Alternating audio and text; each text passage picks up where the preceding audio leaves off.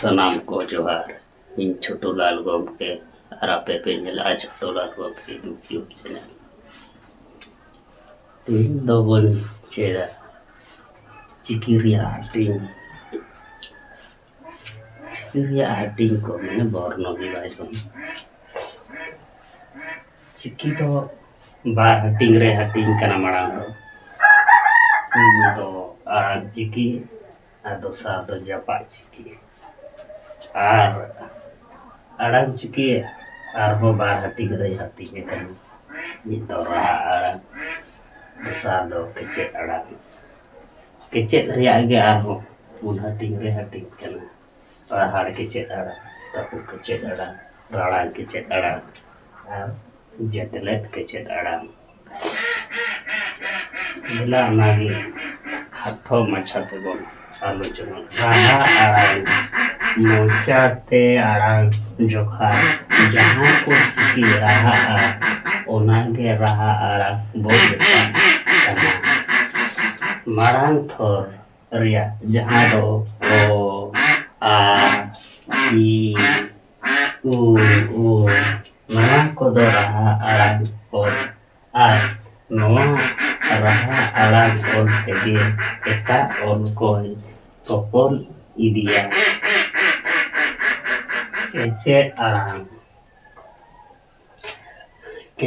आड़ाग मोचाते आड़ाग जोखा जहाँ चिकी चाड़ते मुचाद गोदो से राहा बानु ताको वा आको सुमुंग दो बाको रोड ᱧᱟᱢᱚᱜᱼᱟ ओनागे केचेद आड़ाग बो मेताग कना कथा तो नोंका कना जहाँ को चिकी रे आड़ाग जोखा राहा मा बानुआ आको सुमुंग हो बाको आड़ागोआ उनका चिकी गे मेंदा केचेद आड़ाग चिकी उदाहरण जेमन ओत ओ और आक आज आम ई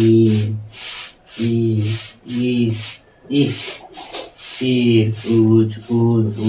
उज एड एन एड इज उ आउ ई नोंगा को दो केचेद आड़ाग रिया उदाहरण कना माने ओ आ ई उ बांग काते और जापा चिकी बांग काते जहाँ को चिकी मेना ओनागे केचेद आड़ाग चिकी कना बुझो ना।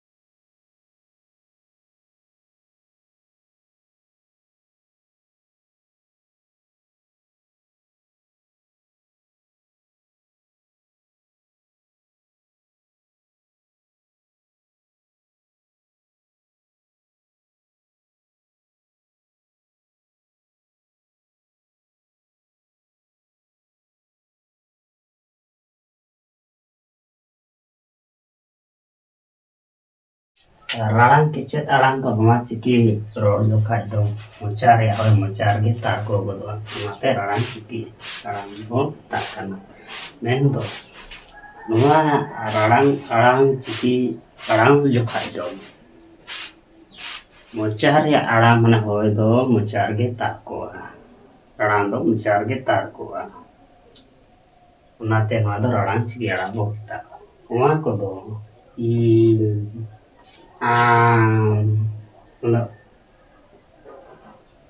ong i u इन आओ नोआ कोदो राड़ांग के चेत आड़ांग रिया उदाहरण कना ठीक है चेत आड़ांग नुकु तो राड़ांग ऑल भेगेत माने नुकु तो राड़ांग ऑल भेगेत एटा ऑल रे जेले दाड़े एया उनाते नोआ दो जेतले के चेत आड़ांग बो मेता कना मेन दो जेतले के चेत आड़ांग रोड़ आड़ांग सुमय दो ना को चिकी दो एटा आड़ांग चिकी को जिले दाड़ेया कते को आड़ांग जिले दाड़े कते को आड़ांग दाड़े ओनागे जेतले दाड़ा आंग बोन मेता कना जेमन ऑल आ ईर उ ई नोआ को दो जेतले के चेत आड़ांग रिया उदाहरण जापा चिकी दो मु टुंडे गैले टुंडे रेला फारका नुकु दो आको सुबुं दो बाको आड़ांग दाड़ेया एटा ऑल